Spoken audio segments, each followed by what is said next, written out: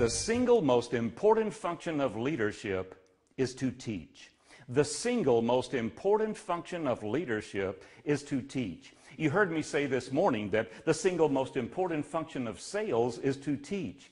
It's the responsibility of our salespeople to educate the customer so that they will make the right buying decision, and that is, of course, to buy from us. But the single most important function of leadership is also to teach. The single most important function of management is to teach. It is not your job to do, it's your job to bring up the next generation of leaders for your organization.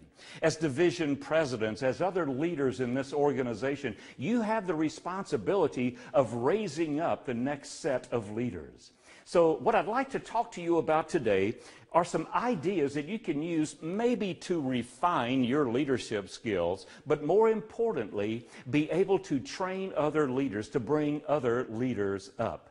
Fill in the blanks in your handout. As a leader, everything that you say is amplified, and everything that you do is magnified.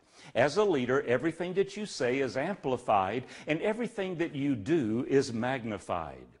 We all see the world through our lens, sometimes called a worldview, but our lens. And I believe we have two lenses. One is education and one is experience. Education and experience. Education is anything that you have learned that shapes the way that you think. So it's everything that you've learned formally and informally, the articles that you read, the conferences that you attend, like this one. Experience is any event in your life that changes the way that you think. And if you look around the room, everyone here has a different set of lens, different education, and different experience. Fill in the blank in your handout.